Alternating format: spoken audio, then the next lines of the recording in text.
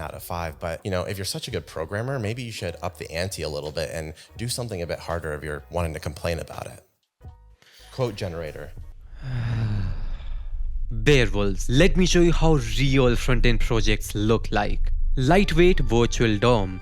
In competitive chess, the difference between losing and winning boils down to milliseconds. If you want to be the best chess platform in the world, you have to make sure that your client interactions are deterministic, predictable, and lightning fast. That's why instead of using a popular framework, Lichess uses a small virtual DOM library, SnapDOM, plus a handwritten architecture. While React's library is over 40,000 lines of code, SnapDOM is less than 400. You can get a basic functional virtual DOM ready in just 2 to 3 days. Read about how virtual DOMs function, study the theory, look into code, design your own in TypeScript or JavaScript, and make recruiters come all over your resume. Now there's something very important you need to know before we proceed to other projects, or you'll really lose your mental health. I love to take a small core functionality of a huge technology as my project goal. So I usually start out with a small functionality like implementing a Tinder-like swipe animation. After I finish it, I can either slap it on my resume and move on, or if I find it interesting, I can keep adding features on top of it like page stacks, user profiles, chat rooms, and onboarding. By building things in a modular fashion, I can infinitely keep adding new features even after my initial goal is finished. I can just stop playing with the project at any point I want, or keep on defeating new bosses like an Infinite Souls-like game. So even after you finish making your virtual DOM, you can implement components, props, event handling, states, and whatever functionality you would like in your project.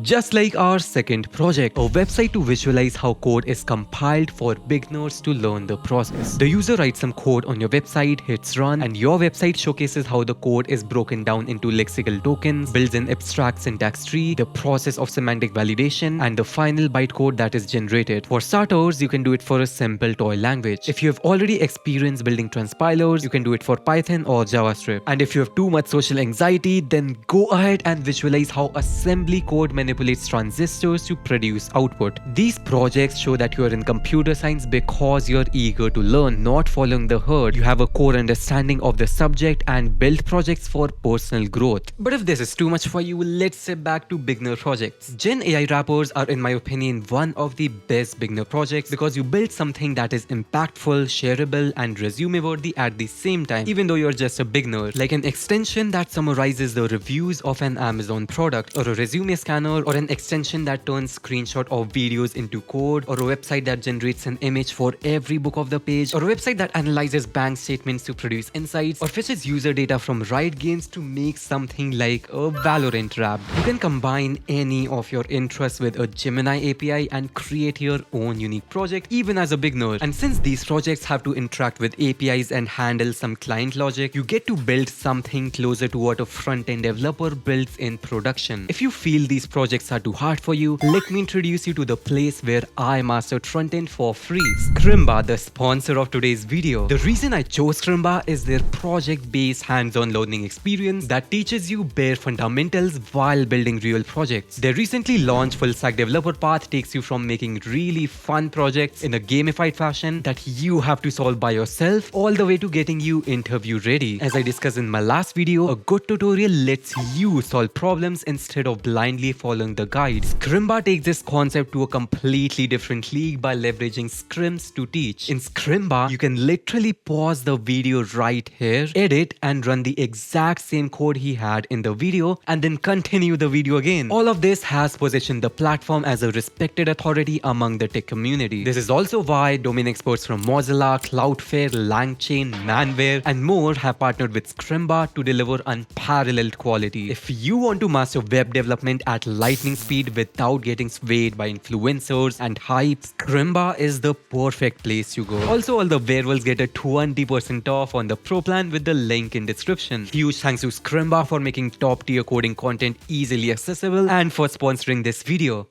JavaScript Event Loop Simulator. An event loop allows a single-threaded system like JavaScript to run multiple tasks at the same time, also called concurrency. If you have used asynchronous functions and promises before, you are already familiar with this. The JavaScript event loop has a call stack that keeps track of the currently executing synchronous functions, a microtask queue that includes high-priority tasks like promises and asynchronous functions, a macrotask queue for low-priority tasks, and finally a scheduler that decides the schedule scheduling logic, similar to OS algorithms. And congratulations, within less than 100 lines of code, you have built a minimal viable event loop. Next, add promises. This will already teach you why dot then runs after sync code. Then add async await, which is just syntax sugar over promises. If you follow that by adding timers and a min heap stack ordered by time, you will get dangerously close to Node.js's event loop and losing your sanity. This project teaches you so many different things about JavaScript internals, concurrency, event schedulers that even senior developers struggle to understand. This project will give you a third eye to look through any JavaScript functionality you bump into in the future. It tells the recruiter that you understand runtime behavior, not just syntax.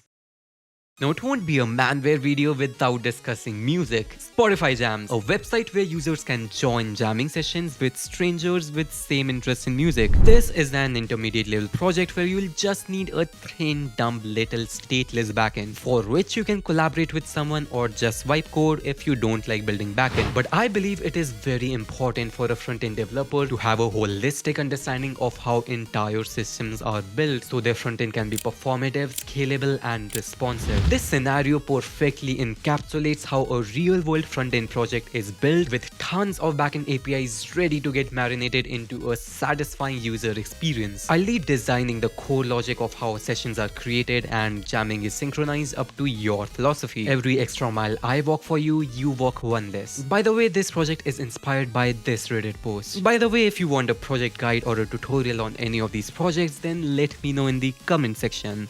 If you could pick any domain in CS and earn the same salary, which domain would you choose? Yes, me too. But the truth is that you can still fulfill your dreams even as a front-end engineer. Building a 2D game is goated. You can craft mini games like Vodal, Double Vodal, Space Defender, or Canvas game, use a library, and even create a complete website for mini games. Games offer paramount complexity and hence showcases your practical hard coding skills. They are both visually stunning and shows that you have a genuine interest in coding. If a recruiter clicks on your website, there's no way they are not gonna shortlist you. Next in the list, we have a personal favorite of mine, local first online terminal based note taking app. I love making notes and I love using terminal, so why not do both at the same time? What makes this idea so epic is that you don't need to waste 5 hours searching for a note that you made 3 days ago. By just a CLI, you can make new directories, make new notes, tag them, delete and search, all while farming aura pretending to be a hacker. Adding Vim motions is just cherry on top. IndexedDB will save your users' notes locally and privately. And as previously mentioned, this project is also infinitely extensible with features such as semantic searching using vector embeddings that will allow searching notes by intent, not just keywords. Integrate an AI autocomplete for terminal, make it a progressive web app, add image support, encryption, and there's so much more to play with over here. If you make this, please let me know by pinging me on Discord. I might miss your ping on Twitter. And by the way, this project is inspired by mirrors.me, created by the Redditor RareDestroyer8. Thanks a lot. If you plan on making one of these projects but are confused how to pre-plan and implement them, then I highly recommend you to check out this video. That'll save you an eternity of time and mental stress.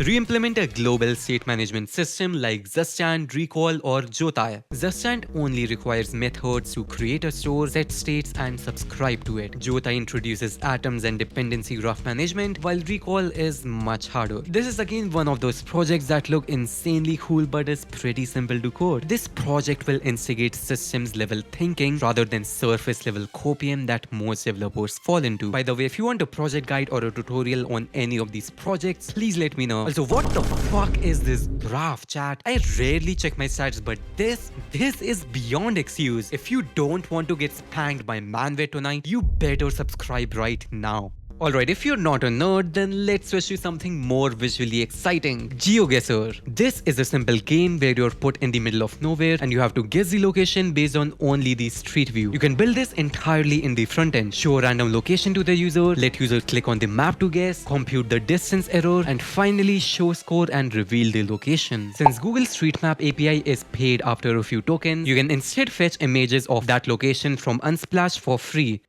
Next up, we have a component library. Every time I build a website, I end up designing a very specific UI theme. I end up using the same components at multiple places with slightly different styling. So what we can do is rearrange the components into a separate component library in a separate code base and open source it, while my initial project goal was completely something else. If enough people do this, we can create a mega repository of themes, like a museum for people to reuse and prevent abuse of a single library all over the internet. Another thing I love in front-end development is experimenting and innovating new sick animations. The problem with that is that people have no idea how hard they are to make. So in order to convert this into a resume-worthy project, start by picking an open source library, create your animation using their design language, and contribute your fantasies out into the open world. It's one of the best ways to explore open source practices, as the learning curve here is very simple. They have all the instructions and practices neatly documented, and you don't need to understand the rest of the code base to add a new component. Also cool flex.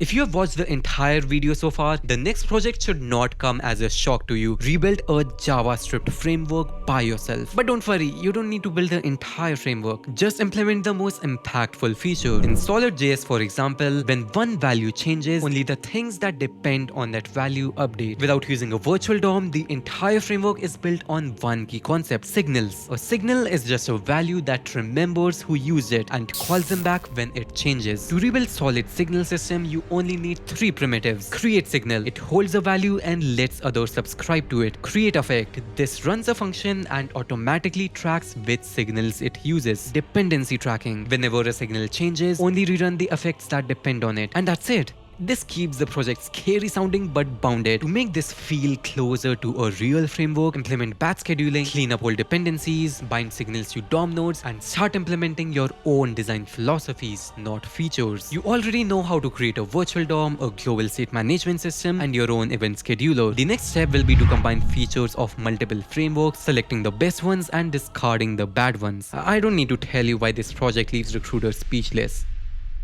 I love building and understanding algorithms, especially in computer networks. A great way to deepen your understanding while grooming your resume and showing off on the internet is to simulate and visualize them. One example is HTTPS Handshake Visualizer. Animate the key exchange, certificate validation, and symmetric key derivation step by step. Another example is simulating load balancing strategies like round robin, least connections, and consistent hashing. You can also build a man-in-the-middle simulator that visually traces an insecure Wi-Fi, certificate pinning, and downgrade attacks. And you can just pick about any algorithm that fascinates you: BitTorrent client, WebRTC, rate limiting, pathfinding algorithms, UDP, etc. I have an entire series on project ideas that I highly recommend you don't watch, or your brain will burst out of ideas, making you addicting to coding. And thanks for watching Manware.